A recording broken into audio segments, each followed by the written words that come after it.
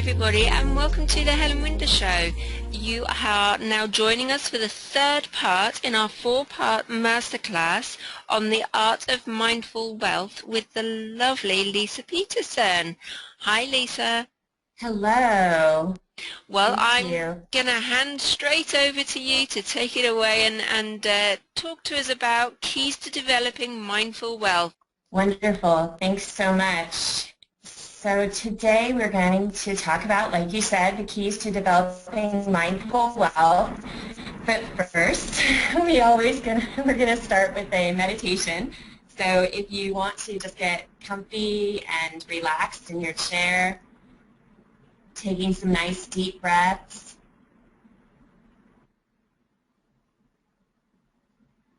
Relaxing into your breath, letting go of any tension that you're holding on to as you exhale. You're in a place that's safe to do so. You can close your eyes. And just feel like you're surrendering into your chair, feeling a sense of connection to yourself, feeling really present in this moment, allowing your breath to ground you.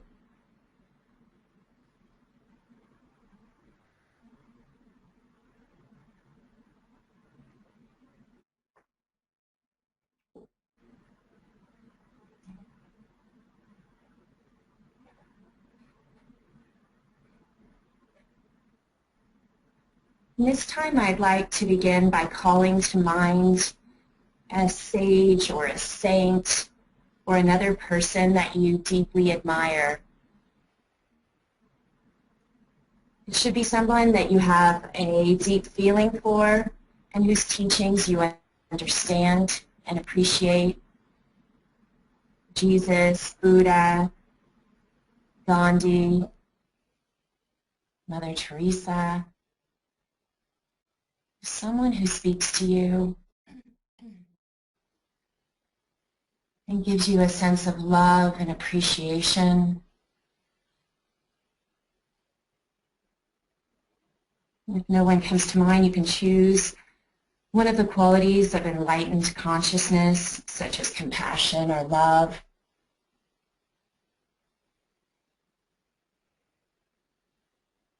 And holding this person in your thoughts, in your heart. Now think deeply about that person or the quality you want to embody.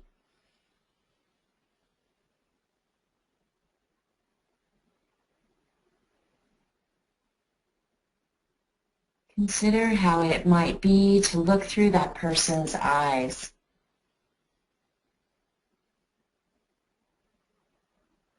If it's the quality, you can ask yourself, how would it be at this moment to look through the eyes of love and compassion?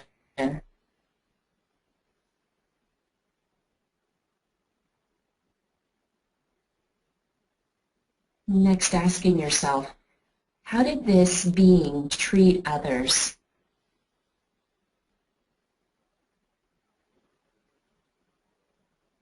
How might he or she behave while living my life and interacting with the other people that I meet on a daily basis? How might this person be with them?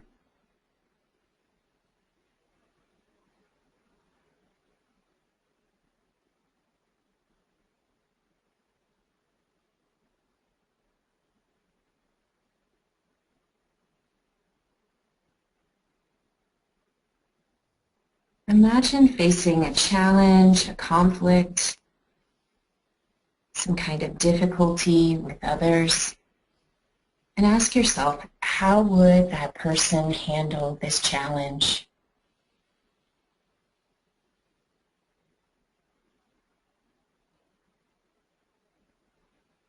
How would this quality of being that I embody, that I wish to embody, how would that cause me to act and show up in the world?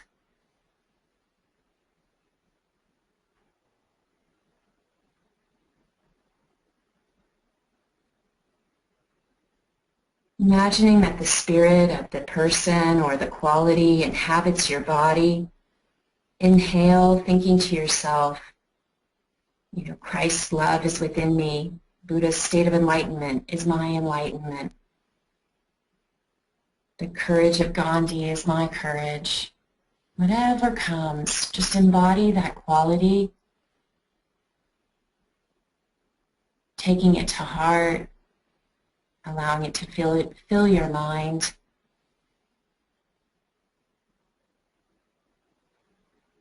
Asking yourself, how would I move through the world if I truly embodied the qualities of this being?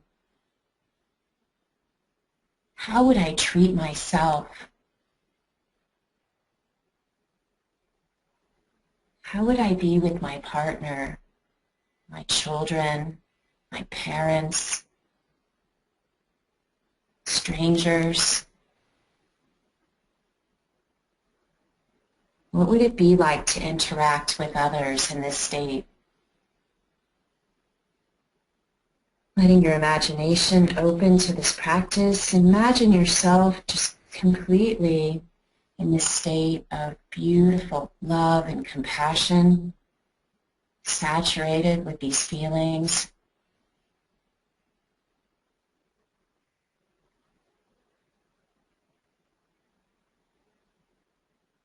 Experience what it's like to be the great being you've imagined yourself to be,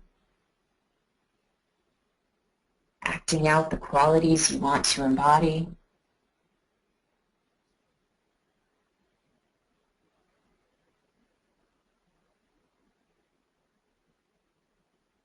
And just being.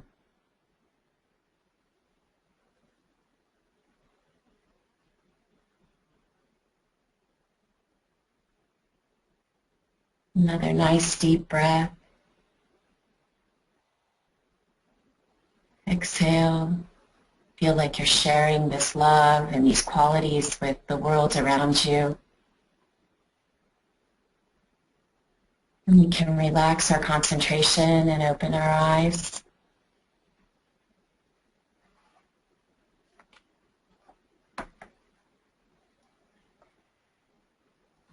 So today we're going to talk about diving into this step-by-step process for bringing mindful wealth into our daily experience. And first, I started to talk about this in our last class, but identifying the fear blocks. What are they? Where are they? Paying attention to both the blocks, the obstacles to both inner and outer wealth, which in most cases are our beliefs, our opinions, our judgments around money. And I should say, there's positive beliefs that help us, and then there are limiting beliefs that we can see after reflection and introspection that they're holding us back and keeping us stuck in place. So we can understand these fear blocks by going into our own money backstory, understanding what our past with money looks like, especially when we were growing up. We also need to believe that things can change, or at least be so fed up with the status quo that we're willing to consider alternatives in our life. So I love this question that I always encourage people to ask themselves. And Helen, since we're going to be working together on our next class, this is the question that you could ask yourself to come up with the belief. Mm-hmm. So it says, or what you would do is you would ask yourself, what is the belief I would be having to keep creating the experiences that I have with money? So what is the belief that I would be that I'm holding on to that keeps creating these experiences? And I'm sure, Helen, you have experience with this, but it's so powerful when we ask questions that we don't have the answers to in the moment, because that's okay, but we plant the seed of the question and we take it to heart. We really express that this is important to us and we really do want that answer to appear.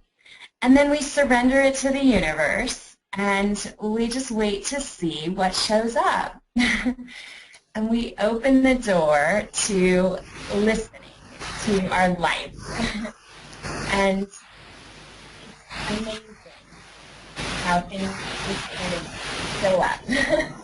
It is, isn't it? Yes, they do. They suddenly, it's like you say, if you open the door, they'll be there, they'll show up. They're probably already there, we just need to look. Definitely. And what will happen, sometimes, and this is why maybe people shy away from asking questions that they don't have the answers to, is sometimes the answers show up and it causes us to feel discomfort. We think, well, that's not really helpful.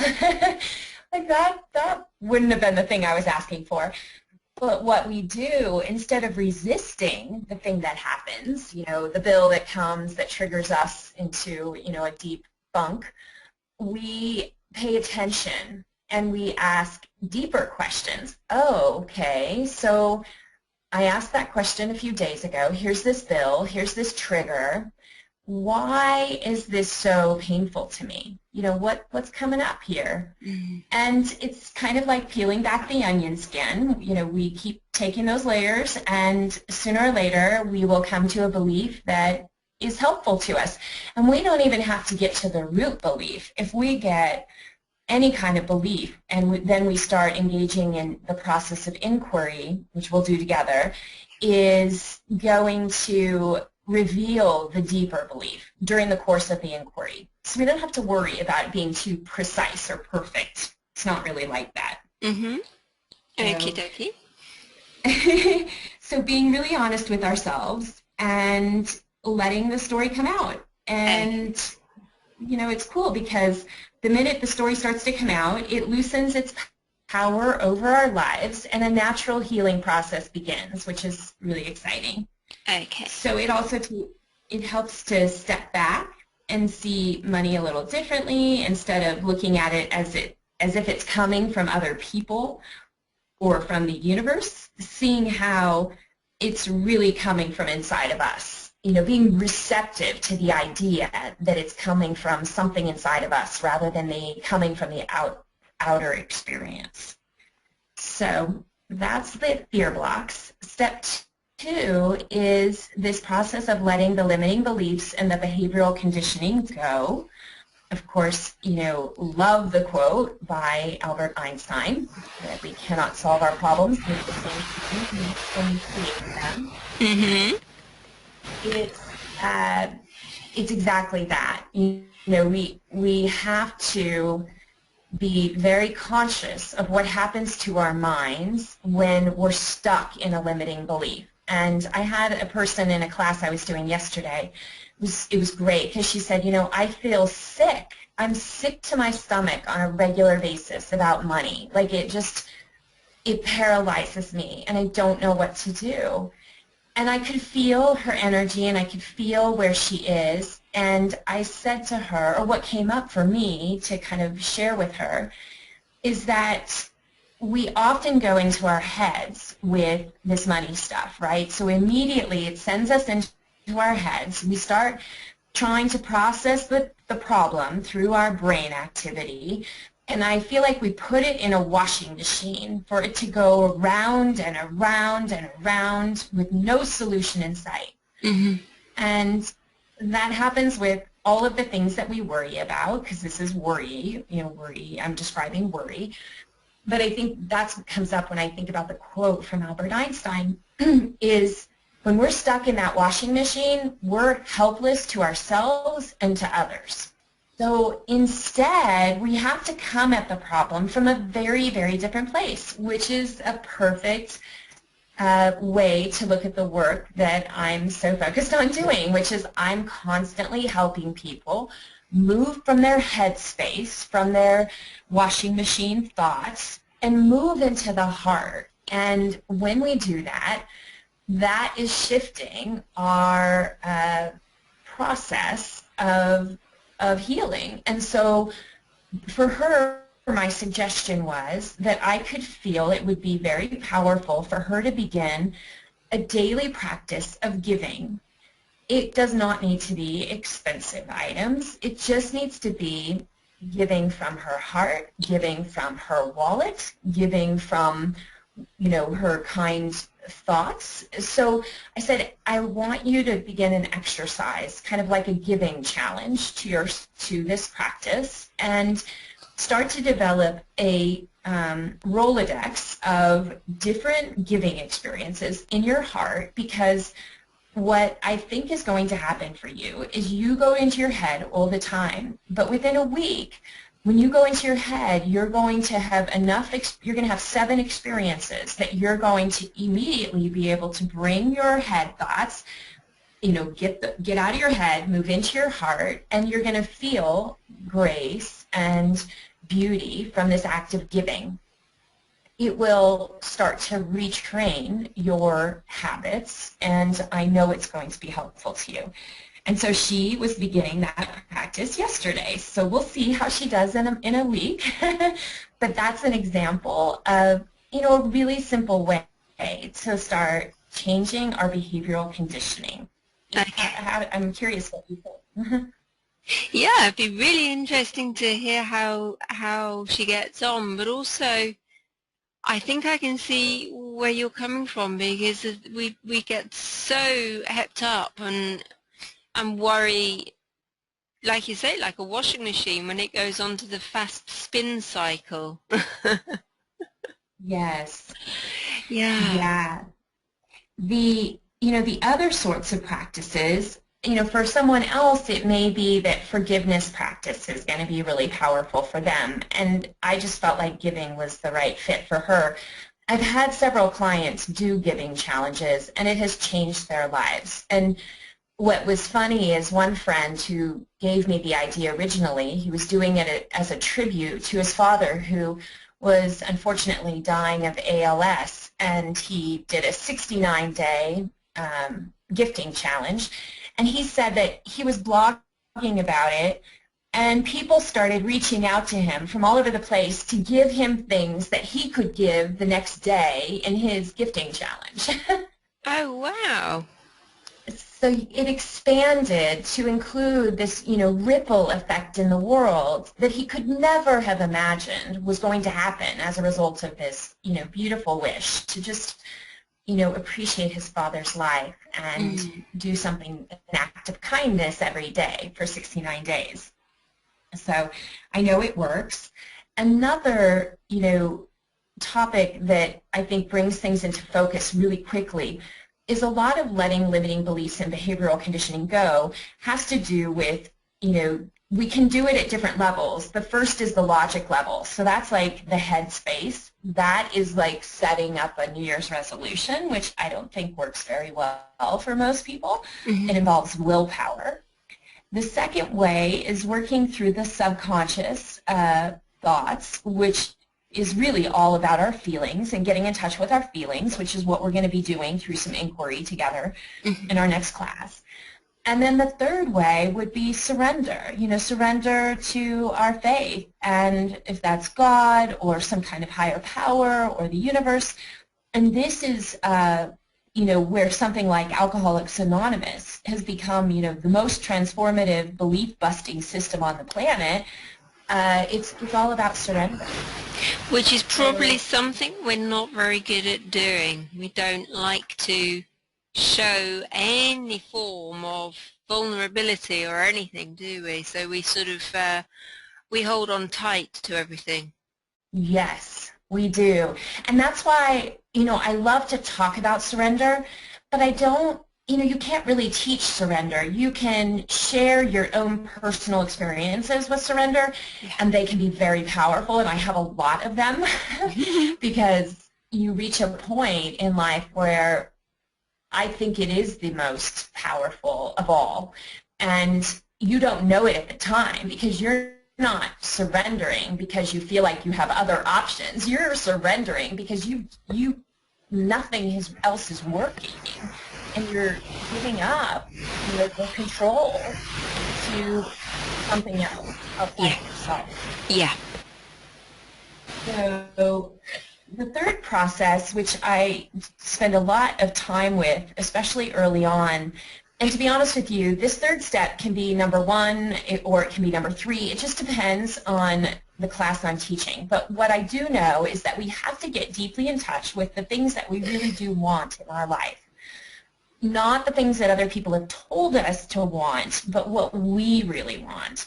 And that is the key to living a thriving, vibrant life, is giving ourselves permission to go outside of our comfort zone, because most of the time our comfort zone does not actually include the things that we deeply want in life. It's things that we've settled for. Mm-hmm. And we're told that we're being selfish often, right? If you want all these things, and mind you, I'm not really talking about stuff. That's not really a big deal to me anymore. I'm talking about the things that you need to be able to make the impact in the world perhaps that you want to make, or sharing your love is really, to me, what matters. So like, how am I able to share my love with the world in a way that feels right? Mm-hmm. And because it's different. I think love when we work, we're sharing our gifts with the world. That's sharing our love when we work, in my opinion, right? So it's getting really clear. I have a lot of exercises on my website. There are a couple things that I forgot to mention. So there's a money backstory visualization meditation on my website that you can listen to over and over again, and it takes you back to your childhood home, and it asks you some questions to see what was that story, what are the things, not to blame or anything like that, but just to understand, like, why might I do some of the things that I do? So that's a helpful, powerful meditation that a person shared with me and gave me permission to share with others. So that was fun. Mm-hmm. The other is, on the website, there is a page that says wealth is more than money. And on that page, there's a wealth flower that is showing you petals of all the different aspects of our life, like money and relationships and our career and the environment that we live in. And I have created an exercise called the Wealth Flower exercise, where we dive into each of those areas of our life and we create statements that say, I want this and I want that. And it sounds really selfish when I say it that way, but it's not. It's diving deep to ask ourselves, what's important to me when it comes to money, for example. So it may be goals, it may be dreams, it may be just something that it's like a bottom line, like I always want to be able to take care of my family comfortably, for example. That would be something. So that's kind of some of the ways that I help people to get clear on what you need and what you want and more. And then step 4 is all about taking action. So I love writing things down. Writing things down is very important. Studies show that we're more likely to complete things when we write them down. So establishing a life plan, if you will, of the things that are important to you, where you want to go, and also what steps are you going to take in your life to bring those into reality. The reason that my husband and I became millionaires by the age of 37 is that we had a plan. We were very clear that we didn't know where it was going to take us. And quite frankly, I don't think we ever dreamt that it was going to happen like it did. But we did have a plan to be comfortable and not have to worry about money in the ways that our families had worried about money growing up. And we got to work, and we worked very hard and very calculatingly. We lived a very frugal lifestyle, and lo and behold, one day we, made it, and then some. The funny thing is that we had never thought about what happens after we reach that place, and we actually went into kind of a funk for several years because we got really scared. We made the money, but because we didn't really have a plan, it was coming from a different place than it would come from now if we were to make it again. Mm-hmm. It came from a place of fear. And when you make money, from a place of fear, and then it arrives at your doorstep, you take a guess of what happens. Well, You're I stuck in suppose, fear. yeah, you Sorry. stuck in fear. You just think, well, I've got this. So, I suppose when you've got that, your lifestyle then changes, and I don't know whether it's true for everybody, but when you see people with money, they almost become desperate to have more.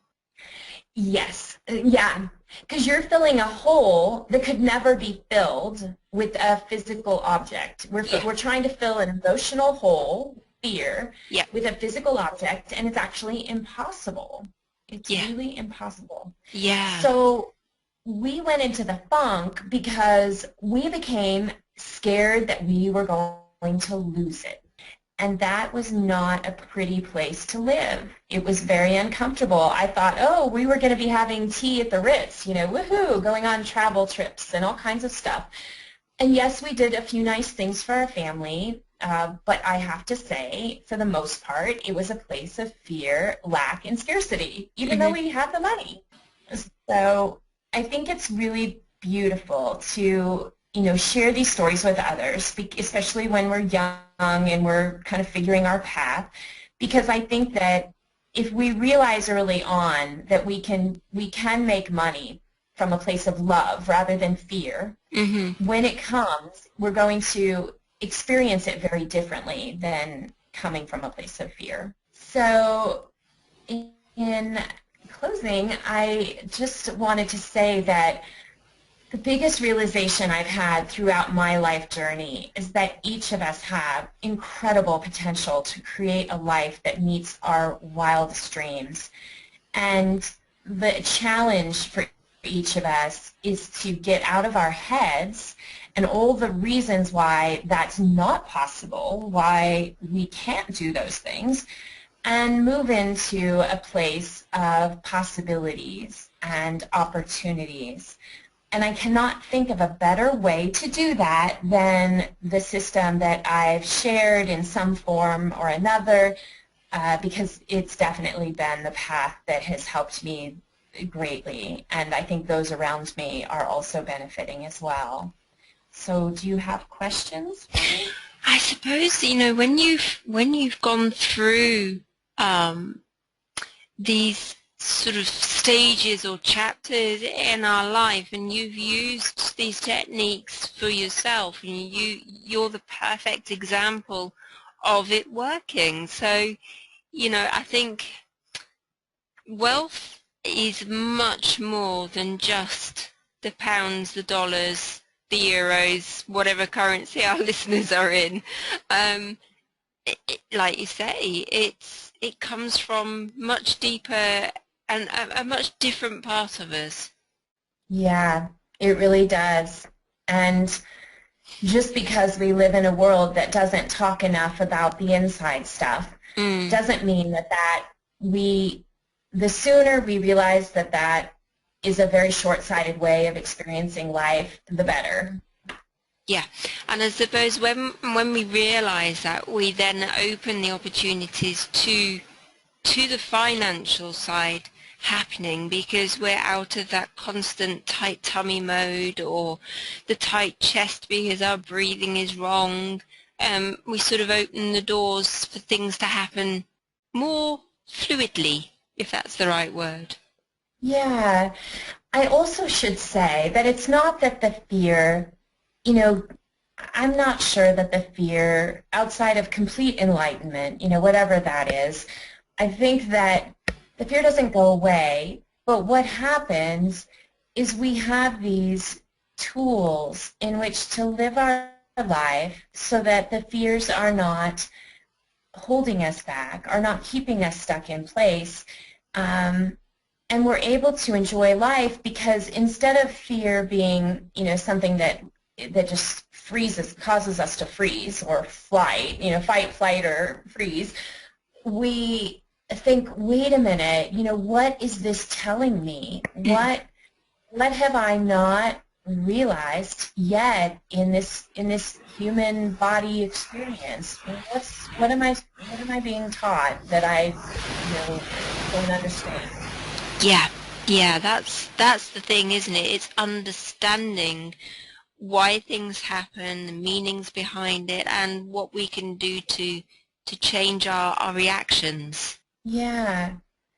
And that's the journey. That's why I feel like this work will keep me busy for the rest of my life, because I am always amazed at the things that happen, particularly with money, and I just sit there and think, okay, what is this teaching here? Because this is pretty wild. Haven't seen this one before.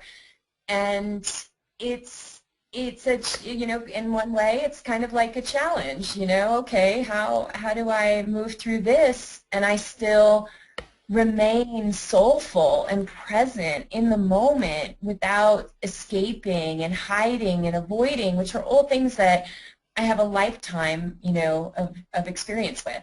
Mm, yeah, absolutely. We sort of have these things that come forward, and our normal reaction is like, yikes, okay, fine, explode, or, go into the instant fear rather than taking a breath and going, okay, so let me just look at this slightly differently. Yeah.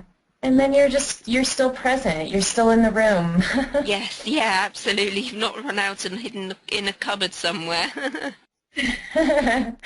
So it's so fun to be able to talk about this with someone who understands. It's beautiful. I appreciate these opportunities, No, Helen. I'm really enjoying it. So just take us through very, very quickly what we're going to cover tomorrow on our last sort of session that we on this masterclass.